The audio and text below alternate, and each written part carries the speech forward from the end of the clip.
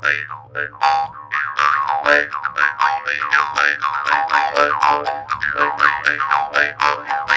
subscribe heula supados akang bahagia. Di subscribe heula supados anjeun ceria. Aduh hatur nuhun ya di subscribe channelna. Hatur nuhun ka palawargi sadayana.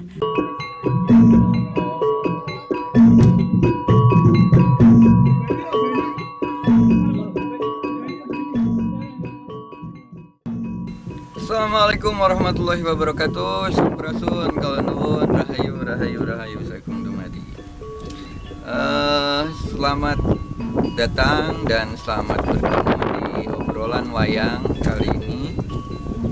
Untuk pertama kali ya.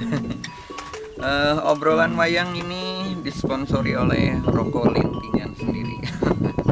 Bagi yang punya produk yang endorse bisa langsung menghubungi saya, bisa di nomor yang tertera di channel ini ya. Oke, pada kali ini untuk obrolan wayang pertama kita akan menghadirkan seorang tokoh. Tokohnya ini adalah tokoh ahli menggosip. Ahli tutur sebenarnya ya. Jadi beliau ini adalah master atau ahli dalam bidang perbincangan, menggosip atau apapun gitu ya. Karena dia lahir dari realitas masyarakat ya, yang saat ini lebih banyak membicarakan tentang ya gosip atau berita-berita simpang siur dan lain-lainnya gitu. Kenapa saya ingin menghadirkan tokoh satu ini? Karena saya ingin mencoba membahas gitu ya, ada sejarah dalam budaya kita adalah sejarah tutur gitu ya, atau cerita, menceritakan dongeng atau apapun lah ya itu. Tapi ini memiliki nilai simbol gitu ya. Jadi saya ingin mencoba menguak hal ini bersama tokoh satu ini. Diharapkan ya kita bisa menambah wawasan lah ya tentang cerita tutur gitu atau budaya. Cerita tutur ini pernah ramai ya atau pernah dibudayakan dan mungkin sampai saat ini ya itu ada di Bali ya. Jadi ajaran-ajaran leluhurnya itu diceritakan kepada anaknya, kepada cucunya atau apa itu diceritakan sebuah ajaran pemikiran kehidupan gitu ya. Dan ini mungkin mulai luntur ya saat ini gitu. Jadi orang tua tidak pernah, orang tuanya sendiri nggak punya wawasan untuk hal itu gitu kan. Jadi budaya tutur itu seperti mulai hilang gitu. Nah, kali ini kita akan menghadirkan tokoh yang ahli dalam ini. Oke, kita daripada lama-lama, saya ngerokok dulu ya. Mungkin ini hanya untuk konten yang 18 tahun ke atas ya. Jadi anak-anak jangan melihat tontonan ini karena ada iklan rokoknya gitu ya. Mohon maaf ya, saya rokokan dulu. Gitu. Supaya menghilangkan grogi sebenarnya. Supaya lebih nyantai, rileks dalam obrolan wayang. Ini sedikit beda dengan pementasan lain.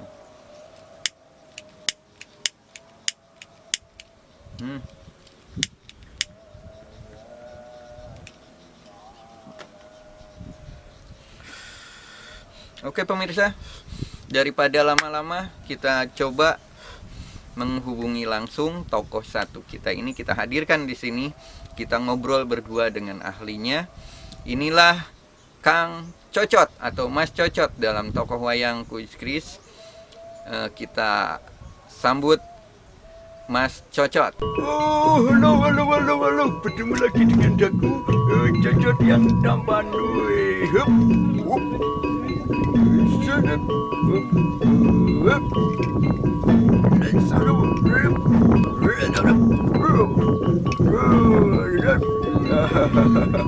Aduh, selamat bertemu lagi dengan Kang Dalang. Aduh, kalau diundang ke sini, terima kasih Kang Dalang. Aduh, terima kasih. Saya bisa duduk langsung ini Kang Dalang ya. Waduh, saya duduk dulu Kang Dalang. Aduh, terima kasih banget. Kang Cocot ini jangan malu-malu, duduk langsung Kang Cocot, monggo. Ini pemirsa, tokohnya sudah ada di depan saya, kita ngobrol langsung ya. Oke, siap. Oke, begini Kang Cocot, mungkin sebelumnya biar perkenalan lah ya, ini berperkenalan kepada para pemirsa juga. Jadi tentang nama dulu ini Kang Cocot. Jadi kenapa nama Anda ini namanya diberi nama Cocot gitu. Nah, ini biarkan pemirsa tahu gitu. Jadi bisa dijelaskan sendiri oleh Kang Cocot ya.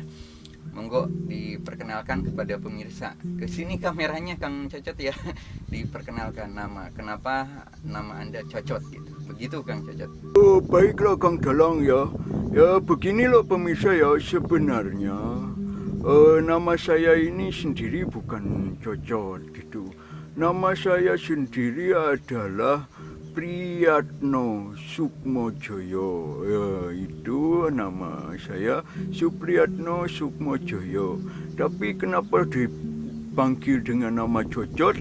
Ya karena dari realitas masyarakat itu sendiri. Jadi realitas masyarakat saat ini adalah seringnya orang membicarakan orang lain. Nah, begitu sebenarnya ya, dari realitas itu. Jadi orang lebih sibuk membicarakan orang lain daripada sibuk mempelajari dirinya sendiri. Nah, itu akhirnya si dalang ini atau dari pengembaraannya itu menemukan nama yang cocok adalah Cocot.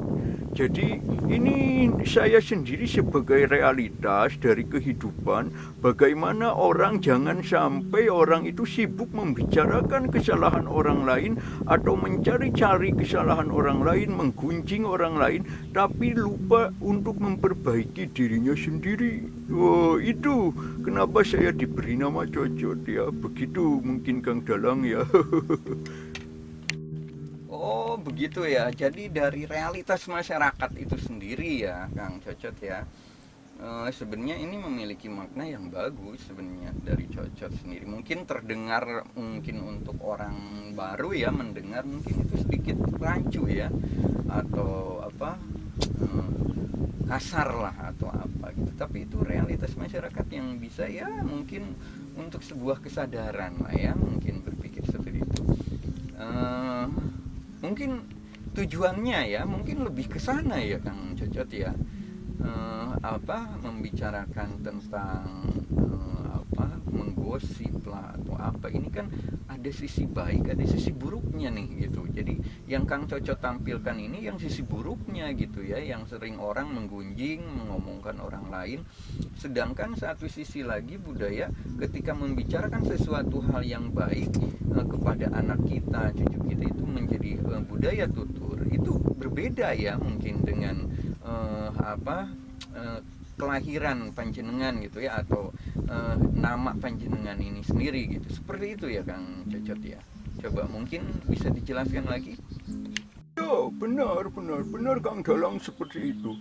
Jadi sebenarnya ada satu perubahan pola pikir dari masyarakat bahwa membedakan bagaimana kita membicarakan hal yang baik untuk diturunkan kepada anak cucu kita, tapi ada hal-hal dalam realita masyarakat yang pembicaraannya itu ya tidak bisa gitu dibicarakan sembarangan, apalagi tentang hal-hal orang lain dibicarakan lagi menjadi masalah baru. Akhirnya saat ini keluar dengan berita-berita hoax. Nah, itu sebenarnya ya Cocotnya itu harus dijaga, pembicaraannya atau lisannya itu sendiri Kang Dalang. Jadi sebenarnya budaya atau ada dua hal yang berbeda. Jadi yang satu untuk kebaikan, untuk anak cucu kita sendiri Kang Dalang, yang satu sendiri ini untuk merusak. Dan ini emang dalam dunia ini dualitas ini antara baik dan buruk ini selalu ada. Makanya saya sendiri hadir itu ya untuk menanggapi atau menjadi simbol atau cermin dengan hal-hal keburukannya itu Kang Dalang. Jadi begitu. Waduh ya, kalau begitu sangat bagus juga ini Kang Cocot. Jadi begitu ya pemirsa, jadi ada satu makna simbol dari Kang Cocot ini sendiri. Oke, Kalau gitu kita kembali kepada esensi budaya ini Kang Cocot ya. Jadi di budaya kita ini seperti di Bali itu loh Kang Cocot. Oh iya iya iya. Ya itu Kang Cocot. Jadi di Bali ini ada satu budaya kan, budaya tutur itu kan baik gitu ya. Apa gitu. Bagaimana Kang Cocot ya, mungkin ada satu teknik lah atau satu cara untuk membudayakan kembali ini gitu, cerita luhur, cerita agung, cerita yang memiliki budi pekerti gitu ya, diceritakan lagi kepada anak cucu kita gitu ya mungkin. Jadi bagaimana bisa dipahami gitu, jadi dengan bahasa anak juga mungkin kan. Kalau dulu mungkin orang tua menceritakan sesuatu ke anak dengan bahasa anak, dongeng gitu kan, dengan remaja dengan cerita-cerita rakyat gitu kan, lalu kepada orang tua dengan mitologi atau mitos atau apapun lah ya, cerita-cerita tentang mitologi. Sebenarnya itu ada step by step gitu kan gitu. Jadi nggak bisa digebiak uyah gitu mempelajari Nusantara ini. Dongeng untuk cerita anak dijadikan ini, itu memang ada tapi porsinya kan berbeda gitu. Nah ini bagaimana menurut Kang Cocot ini sendiri gitu, secara pandangan sendirilah tentang tutur seperti itu, bagaimana mengembalikan lah mungkin atau sebuah cara lah gitu menurut Kang Cocot. Monggo Kang Cocot. Ya kalau bagi saya sendiri ini hal cerita atau tutur ini sendiri harus diperjelas lagi, harus ada dalam dunia pendidikan kita, mengembalikan sebuah pengajaran atau sebuah edukasi. Bagaimana cerita-cerita itu ya seperti dunia pendidikan, memahami tentang dunia cerita seperti dongeng itu lewat wayang gitu, lewat apa gitu kan, banyak media-media gitu. Jadi imajinasinya anak ini bisa berkembang dengan apa itu bisa gitu lewat dunia pendidikan yang terutama. Yang kedua, orang tua bagaimana bisa memahami dulu tentang cerita-cerita atau pelajaran atau ajaran-ajaran leluhur bangsanya untuk bisa ditularkan lah kepada anak-anaknya, sehingga anak-anaknya sendiri memiliki gitu. Jadi ada waktu terbaik di dalam keluarga ya, mungkin setiap malam orang tuanya bercerita gitu atau apa sebelum tidur anaknya. Itu kan budaya hal seperti itu saat ini itu sudah tidak ada itu loh pemirsa. Jadi ya Kang Dalang ya kalau bisa membudayakan lagi lah bagaimana orang tua sebelum anak tidur itu diceritakan tentang hal-hal yang positif lah, yang baik gitu ya, bisa lewat cerita tentang dari agama, dari budaya, dari apa saja realitas yang sekitar itu. Sebelum tidur anak diceritakan, mendongeng. Ya hal-hal seperti itu dulu lah. Itu seperti itu kalau bagi saya. Iya ya, benar. Saya sepakat banget ini Kang Cocot, budaya yang untuk setiap anak ya sebelum tidur didongengkan gitu kan, emang dulu sempat terjadi sih, banyak orang-orang tua kita dulu, dan itu saat ini mulai jarang ya, hanya ya beberapa lah itu, beberapa orang saja yang melakukan itu. Mungkin yang lebih utama menceritakan hal-hal yang ada di sekitar juga ya, yang lebih gampang gitu. Oh iya itu ya harusnya seperti itu. Nah itu Kang Cocot, kita kembali lagi Kang Cocot. Jadi ini kan selain peran orang tua gitu kan, yang lebih utama saat ini kan emang anak-anak ini sudah sudah akrab banget gitu ya dengan dunia teknologi ya, YouTube dan lain-lain lah, TikTok dan lain-lain gitu, seperti itu gitu. Jadi kan dongeng-dongeng itu bisa mereka dapatkan kan sebenarnya gitu. Jadi orang tua tinggal mengarahkan aja sebenarnya ya. Jadi poin terpenting tutur ini apa gitu yang bisa mengubah keadaan ini, karena mau nggak mau kan seperti keadaan saat ini itu kan memang terlihat seperti baik-baik saja, maju gitu Kang Cocot secara lahiriah, tapi secara batiniahnya ini kan kita seperti kelagapan gitu Kang Cocot. Jadi secara budi pekertinya anak, etika, sopan santun dan lain-lain tidak ada dalam memori anak gitu, karena orang tua tidak pernah mengajarkan lagi gitu kan. Seperti itu, mereka hanya mendapatkan dari sekolah gitu, itu aja gitu kan. Orang tua setelah itu lepas karena ya mungkin sibuk bekerja lah, sibuk mencari ekonomi dan lain-lain gitu. Emang itu sebuah realita masyarakat yang Cocot ya. Jadi bagaimana nih menurut pandangan Kang Cocot sendiri ya gitu, jadi tentang teknologi ini sendiri, dunia tutur ini bisa masuk nggak lewat apa sebuah dunia digital gitu? Monggo Kang Cocot, menurut pandangan Kang Cocot ya ini bagaimana jadi media ini, digital ini bisa menjadi perwakilan dari budaya tutur itu sendiri gitu. Menurut Kang Cocot seperti apa? Oh ya, sebenarnya sangat bagus gitu. Jadi kalau setelah saya teliti, sebenarnya dunia digital, dunia medsos, dunia HP itu, Android, dunia ya teknologi itulah. Sebenarnya ketika saya mempelajari itu sendiri, mereka ini bergerak dalam alam bawah sadar. Jadi seperti gamer itu loh, permainan game itu mereka masuk ke alam bawah sadar sehingga anak-anak itu bisa mengikuti gitu apa-apa yang ada di dalam permainan itu. Ya sama halnya dengan dunia tutur. Jadi sebenarnya orang tua bisa lebih bijak lagi memberikan tontonan atau mengarahkan dunia handphonenya itu sendiri ke dalam dunia tutur gitu, yang bercerita tentang isi-isi yang lebih positif lah begitu. Jadi itu masuk ke alam bawah sadar anak itu semakin cepat sebenarnya lewat teknologi, karena setiap hari mereka anak-anak itu sendiri bermain HP. Ya itu sebenarnya dunia tutur saat ini ya bisa masuk lewat dunia digital.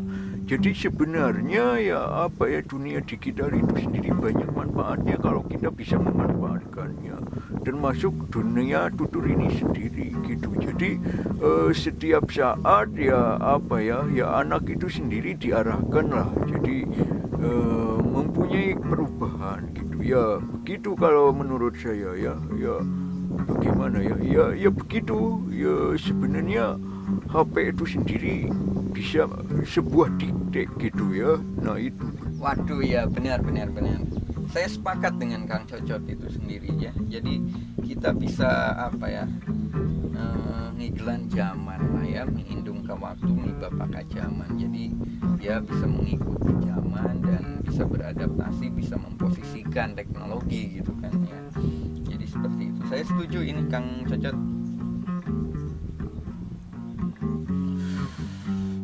Saya benar-benar terinspirasi dengan pemikiran Kang Cocot ini, bahwa ya teknologi mau nggak mau ya seperti itu gitu kan. Jadi kita nggak bisa mengelak lah dengan kemajuan zaman ini.